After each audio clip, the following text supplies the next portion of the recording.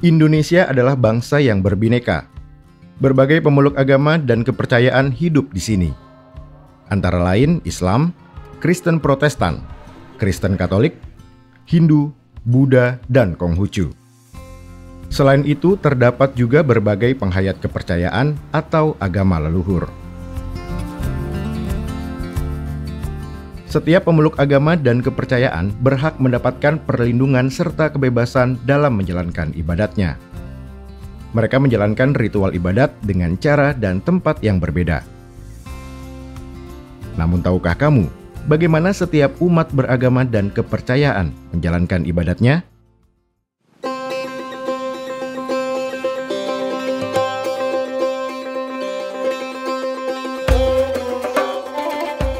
Umat Islam menjalankan ibadah wajib setiap hari sebanyak 5 kali.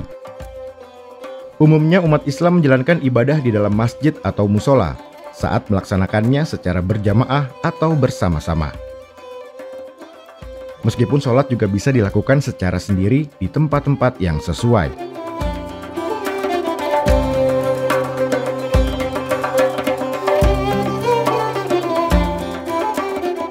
Azan menandakan bahwa telah memasuki waktu sholat.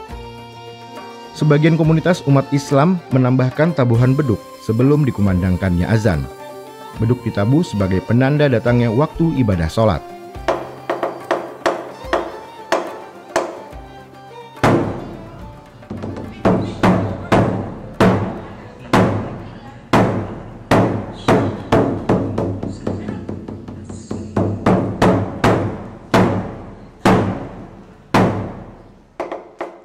Tradisi ini memiliki sejarah sosial budaya yang panjang. Sebelum memulai ibadah sholat, umat Islam diwajibkan mensucikan diri dengan berwudu. Setiap umat Islam diwajibkan sholat menghadap kiblat, tertuju ke Ka'bah yang berada di kota Mekah, Arab Saudi.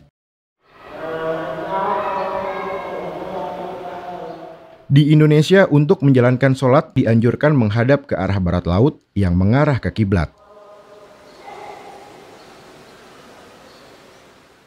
Dalam sholat ada yang disebut sebagai rokaat, yakni jumlah gerakan dalam sholat. Masing-masing waktu sholat memiliki jumlah rokaat yang berbeda.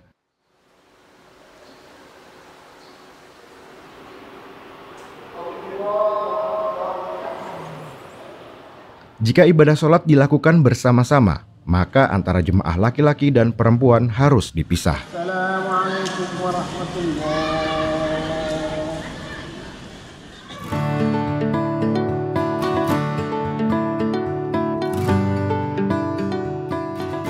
Selanjutnya adalah tata cara ibadah umat Kristen Protestan yang biasa dijalankan seminggu sekali. Ibadah ini disebut sebagai kebaktian yang dilakukan di tempat peribadatan yang dinamakan gereja.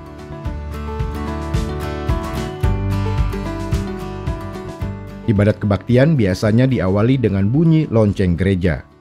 Lonceng inilah yang menjadi tanda ibadat kebaktian akan dimulai. Rangkaian acara kebaktian terdiri dari beberapa bagian. Ibadat dibuka dengan pembacaan doa Trinitas oleh pemimpin jemaat. Dalam nama Allah, Bapa, Anak, dan Roh Kudus. Damai sejahtera Allah menyertai jemaat. Usai pembacaan doa, kegiatan ibadat dilanjutkan dengan nyanyian yang berisi puji-pujian kepada Tuhan Yesus Kristus.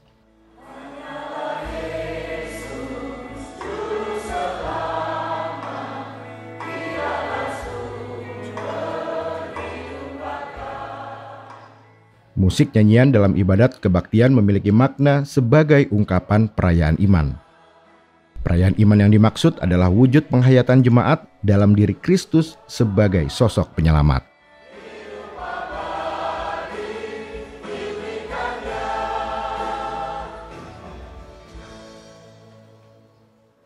Kemudian ibadat dilanjutkan dengan pembacaan ayat-ayat suci Alkitab, disusul persembahan dan khotbah yang dilakukan pendeta.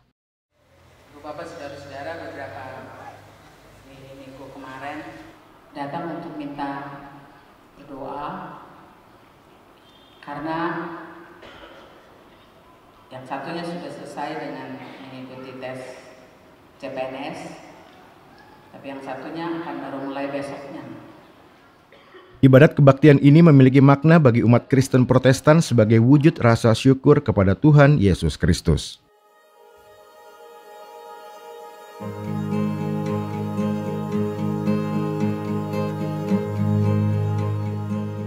Sementara peribadatan yang dilakukan oleh umat Katolik tidak jauh berbeda. Jika ibadat yang dilakukan jemaat Kristen Protestan dikenal sebagai kebaktian, maka umat Katolik biasa menyebutnya dengan misa. Umumnya umat Katolik beribadat misa rutin di hari Minggu. Meskipun sama-sama beribadat di gereja, namun jemaat Kristen Protestan dan umat Katolik beribadat di gereja yang berbeda. Setiap gereja biasa menggelar ibadat misa beberapa kali, mulai dari pagi hingga malam hari. Sebelum ibadat, lonceng dibunyikan sebagai penanda akan dimulainya misa. Usai lonceng berbunyi, pemimpin ibadat dan juga pastor memasuki gereja menuju altar.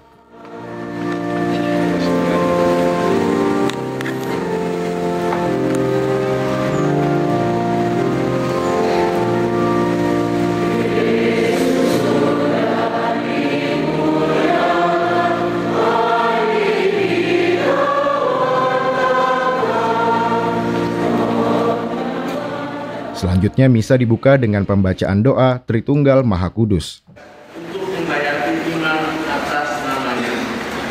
Marilah kita menuju jenak dengan rendah hati mengakui bahwa kita sering. Penyelenggaraan misa umat Katolik juga diiringi dengan nyanyian berisi puji-pujian kepada Tuhan Yesus Kristus. Pembacaan ayat suci Alkitab dilanjutkan dengan persembahan.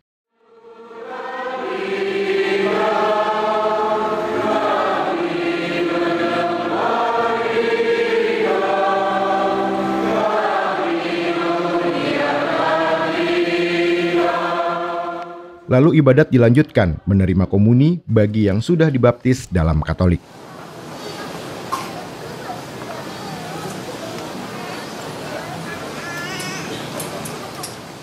Bagi umat Katolik, perayaan misa adalah wujud rasa syukur atas berkat, rahmat, dan anugerah yang telah diberikan Tuhan Yesus Kristus.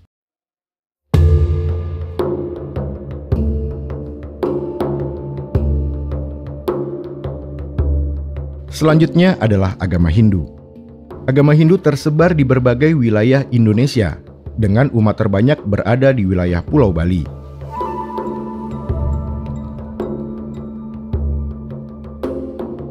Umat Hindu umumnya melaksanakan ibadat sembahyang di tempat yang bernama pura.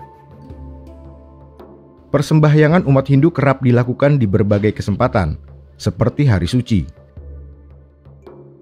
Namun umat Hindu juga melaksanakan sembahyang harian Trisandia. Ibadat ini dilaksanakan 3 kali dalam sehari, yakni pada pagi, siang, dan sore hari.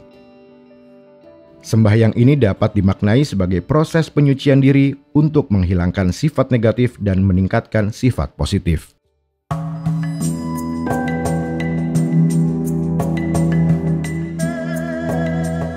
Berikutnya adalah agama Buddha. Umat Buddha menjalankan ibadat rutin puja bakti yang dilakukan setiap hari pada pagi dan sore. Puja bakti dipimpin oleh seorang biksu dan biksuni, tapi juga bisa dipimpin oleh Romo Pandita seperti ini.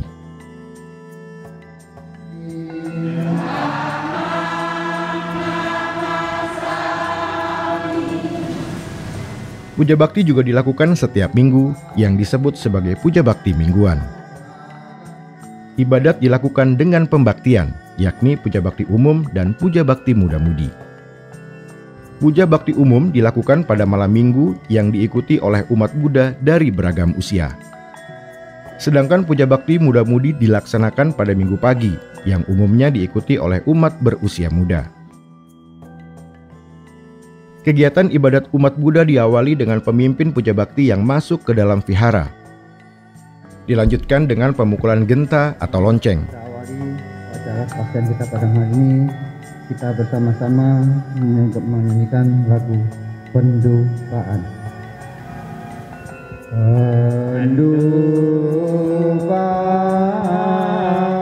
Pendukaan mulai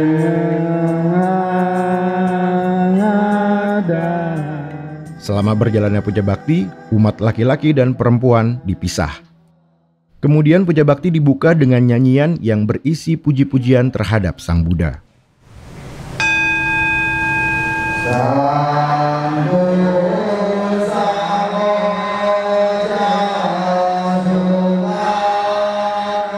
Dilanjutkan dengan pembacaan bait-bait parita, sutta, dan gatha.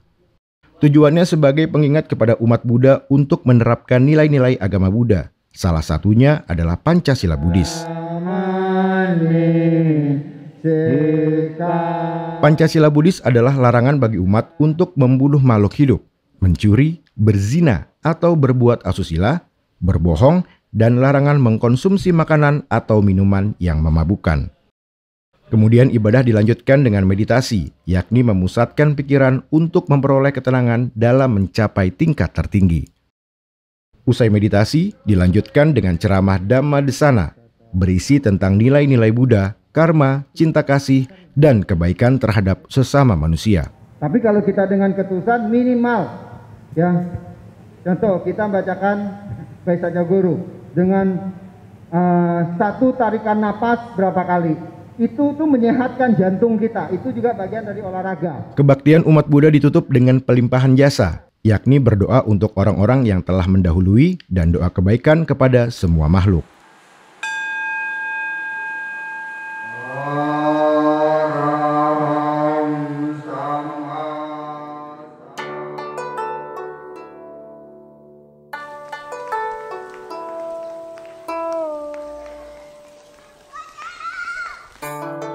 Berikutnya adalah agama Konghucu. Agama Konghucu telah lama dikenal di Nusantara. Namun baru pada era Presiden Abdurrahman Wahid atau Gus Dur, agama ini memiliki perwakilan administratif di Kementerian Agama. Umat Konghucu sembahyang di tempat ibadah bernama Kelenteng.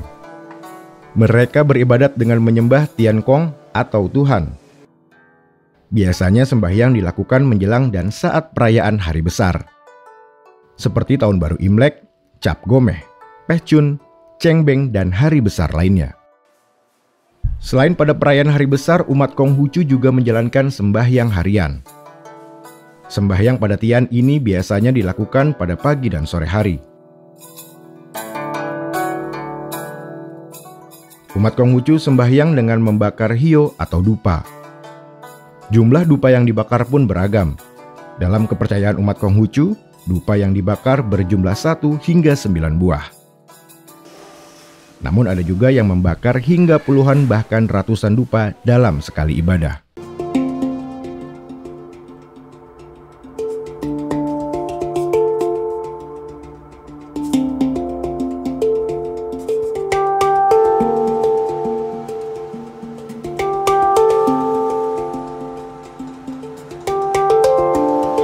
Yang terakhir adalah penghayat kepercayaan. Dalam tayangan berikut ini menampilkan bagaimana pemeluk aliran kebatinan perjalanan menjalankan aktivitas kepercayaannya. Tidak ada ritual khusus yang dijalani oleh penghayat kepercayaan kebatinan perjalanan. Namun mereka kerap menggelar kliwonan, di mana mereka berkumpul pada Jumat Kliwon.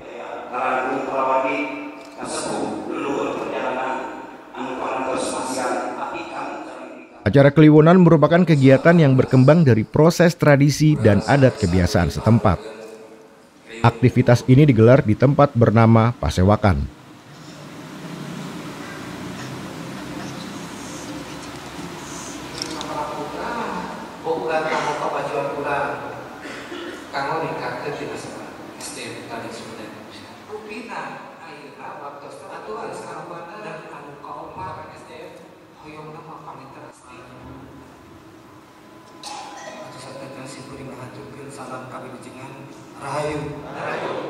Kliwonan diselenggarakan sebagai sarana untuk berkumpul antara warga dan sesepuh. Mereka bermusyawarah sekaligus menggali ajaran di dalam aliran kebatinan perjalanan. Kadang-kadang lagi bergantung ke sesama, karena kita butuh di dalam kehidupan sosial.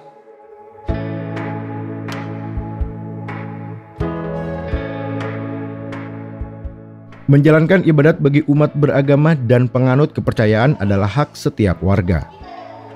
Sejatinya, pemerintah melindungi hak umat beragama dan memastikan setiap warga dapat menjalankan ibadat dengan tenang. Sebaliknya, seluruh umat beragama dan kepercayaan di Indonesia saling menghormati setiap peribadatan. Sehingga tidak ada lagi kasus pelarangan berdirinya tempat ibadah atau bahkan pembubaran pelaksanaan ibadah di Indonesia.